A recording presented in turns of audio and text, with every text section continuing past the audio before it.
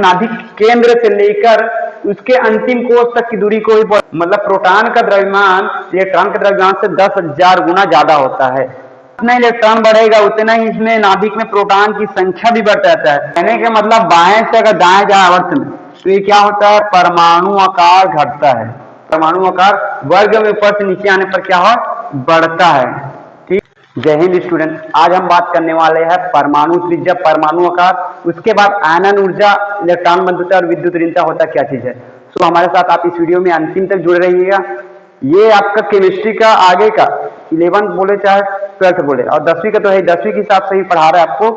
तो आगे की केमिस्ट्री का जितना भी बेस है ना, उसका मूल यही चीज है, इलेक्ट्रॉन बंधुता, आयनन ऊर्जा और विद्युत ऋणता। और उसमें आप जब तक परमाणु त्रिज्या और परमाणु आकार को नहीं समझोगे तब तक आगे को समझना आपको मुश्किल रहेगा। तो देखिए हमारे साथ इस वीडियो में लास्ट तक जुड़ रहे हैं, हम आपको इसको सब समझा देंगे। तो परमाणु त्रिज्या और परमाणु आकार होता क्या चीज है, देखिए। जैसे परमाणु त्रिज्या या परमाणु आकार, ठीक है, आकार। तो आप लोग जानते हैं कि वृत्त की त्रिज्या से डिफरेंस नहीं है ये परमाणु त्रिज्या। वृत्त की त्रिज्या क्या होता है, उसके केंद्र से लेकर, ठीक है, उसके केंद्र से लेकर परिधि तक की दूरी, ये क्या है, परिधि तक की दूरी, इसको बोलते हैं अपन वृत्त की त्रिज्या। ठीक है, इसको बोलते हैं वृत्त की त्रिज्या। सेम वही चीज है, इसमें भी हमारे केंद्र की जगह परमाणु में क्या हो जाता है, नाभिक। ठीक है, केंद्र के परमाणु हो जाता है नाभिक।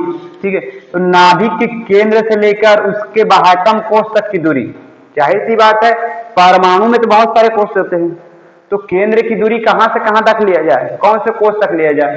तो केंद्र की दूरी हमने कहां तक मापना है, अंतिम कोष तक, जो सबसे लास्ट कोष रहेगा वहां तक मापना है। तो केंद्र से लेकर, परमाणु के केंद्र से लेकर अंतिम कोष तक की दूरी, ये क्या कहलाता है आपका परमाणु त्रिज्या। जैसे इसमें कई कोष रहेंगे आपके बीच में, तो बीच का कोष आपको कैलकुलेट नहीं करना है, बीच का कोष नहीं लेना है, हमें लेना है परमाणु के केंद्र से अंतिम कोष तक की दूरी।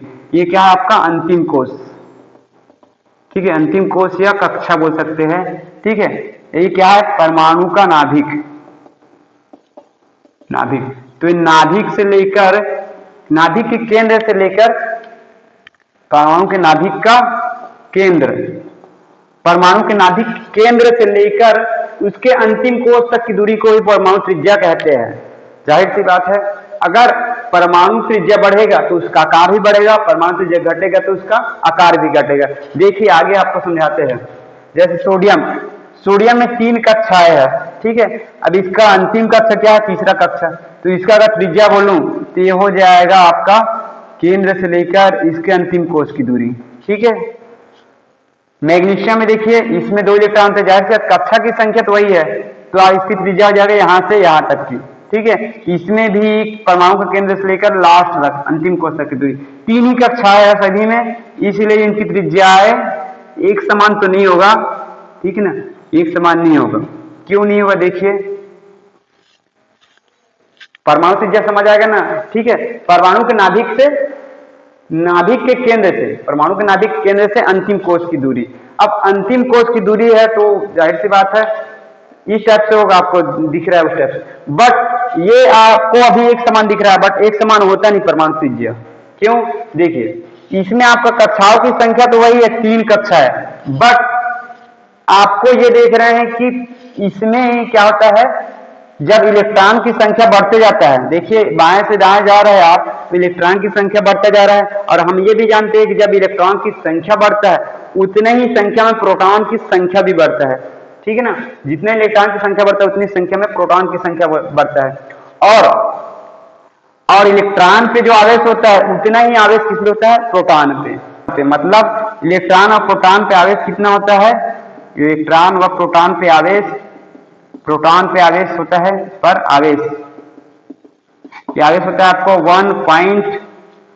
1.602 इंटू 10⁻⁻⁹ कूलाम, इतना होता है आपका इलेक्ट्रॉन और प्रोटॉन पर आवेश।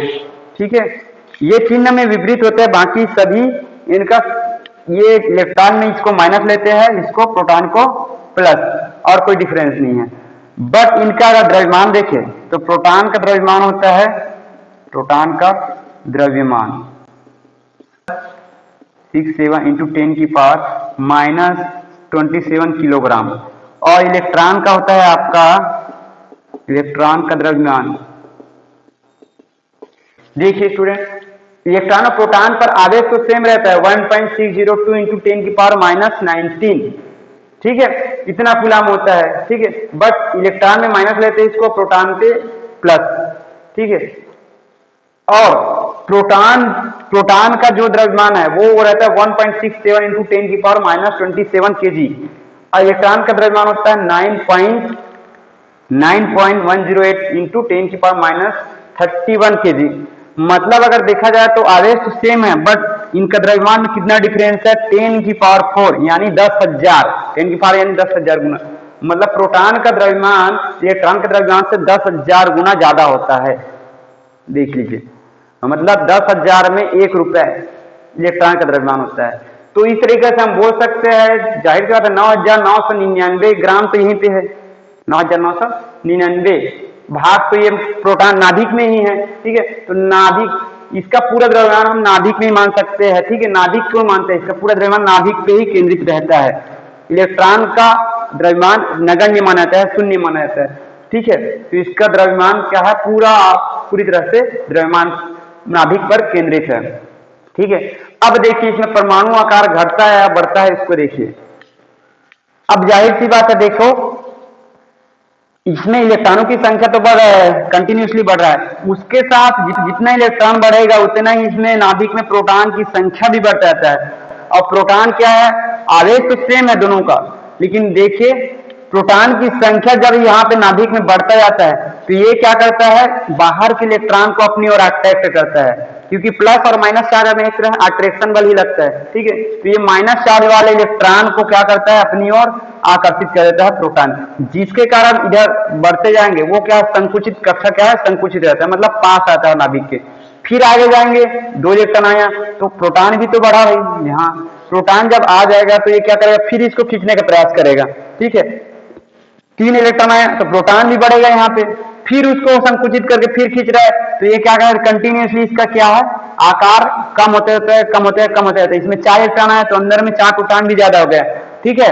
अब प्रोटॉन का पावर क्या है ना, उसके द्रव्यमान के कारण क्या है, ज्यादा है, क्योंकि पूरा भार यहीं पे, ये तो नहीं बाहर चला जाएगा, जाहिर सी बात है उसी को अंदर खींचेगा। तो ये क्या हो जाता है, संकुचित होते जाता है, जैसे जैसे लास्ट तरफ जाते जाएंगे वो धीरे धीरे संकुचित हो जाता है। कहने का मतलब बाएं से अगर दाएं जाए आवर्त में तो ये क्या होता है, परमाणु आकार घटता है। क्यों घटता है, क्योंकि नाभिक में प्रोटॉन का आवेश बढ़ता गया और प्रोटॉन ने इलेक्ट्रॉन की कक्षाओं को, इलेक्ट्रॉन को आकर्षित किया, मतलब इलेक्ट्रॉन की कक्षाओं को अपनी ओर आकर्षित कर लिया। आकर्षित करने से क्या हुआ, इनकी कक्षाएं संकुचित हो गई, संकुचित होने से उनका आकार या त्रिज्या क्या कम हो जाता है, ठीक है। अब संकुचित क्यों हुआ, खींचा क्यों, क्योंकि देखो इलेक्ट्रॉन और प्रोटॉन का आवेश तो सेम रहता है, ठीक है, बट उनका द्रव्यमान जो है 10,000 गुना ज्यादा रहता है। इलेक्ट्रॉन प्रोटॉन का द्रव्यमान इलेक्ट्रॉन के द्रव्यमान से 10,000 गुना ज्यादा रहता है। तो भारी कण है तो भारी कण, हल्के कण भारी कण को नहीं खींच सकते, भारी कण ही हल्के कण को खींचेगा, इस कारण क्या है वो संकुचित हो जाता है। अब इसी में हम ऊपर से नीचे देख लेते हैं। ऊपर से नीचे आ जाएंगे तो देखिए इलेक्ट्रॉनों की संख्या, प्रोटॉनों की संख्या बढ़ रहा है इसमें भी, बट एक तरीके से देखा जाए तो इनकी दूरी देखिए, यहाँ पे परमाणु के केंद्र से लेकर नाभिक की दूरी ये क्या है, कम है। आगे जैसे जैसे जाते जाएंगे इसमें कक्षाओं की संख्या कितनी होगी, 2, तो परमाणु के केंद्र से नाभिक की दूरी क्या है, बढ़ गए। फिर तीसरे में आएंगे, परमाणु के केंद्र से नाभिक की दूरी कितना जाएगी, 3 कक्षा बढ़ गए तो दूरी बढ़ गए। फिर आगे जाएंगे तो परमाणु केंद्र से नाभिक की दूरी क्या है, बढ़ जाएगा, ठीक है ना। तो परमाणु के केंद्र से लेकर नाभिक की दूरी क्या है, आपका बढ़ रहा है। इसमें परमाणु केंद्र से नाभिक की दूरी क्या रहा था, संकुचित हो रहा था। कहने का मतलब ऐसा तो दिख नहीं रहा है लेकिन संकुचित हो रहा था। इसमें परमाणु के केंद्र से नाभिक की दूरी क्या है, परमाणु के केंद्र से कक्षाओं की दूरी बढ़ते जा रहा है, ठीक है। जिसके कारण क्या होता है, नाभिक का आकर्षण बल, जो प्रोटॉन्स का प्रभाव है इलेक्ट्रॉनों पर, अंतिम कोश के इलेक्ट्रॉनों पर बहुत कम होते जाता है, जिसके कारण क्या है, इनका आकार बढ़ते जाता है, ठीक है। मतलब ये खींचेगा तो बल लगाएगा इलेक्ट्रॉन पे, बट कक्षाएं इनको इलेक्ट्रॉन को अदूर ले जाता है, कक्षाओं के बढ़ने से इलेक्ट्रॉन अदूर जाता है। इसमें कक्षाओं की संख्या नहीं बढ़ा था, इसमें कक्षाओं की संख्या बढ़ रहा है जो उनको इससे दूर ले जाता है, जिसके कारण इसके बीच अट्रैक्शन क्या है, कम हो जाता है। अट्रैक्शन कम हुआ मतलब परमाणु त्रिज्या बढ़ा, परमाणु त्रिज्या बढ़ा मतलब परमाणु का आकार बढ़ा। ठीक है, तो इसमें क्या हुआ, आपका परमाणु त्रिज्या या परमाणु आकार वर्ग में ऊपर से नीचे आने पर क्या हो, बढ़ता है। ठीक है, परमाणु आकार क्या है, बढ़ता है। तो क्लियरली आपको आज का ये वीडियो समझ आया होगा। कोई डाउट है तो पूछ लीजिएगा कमेंट करके।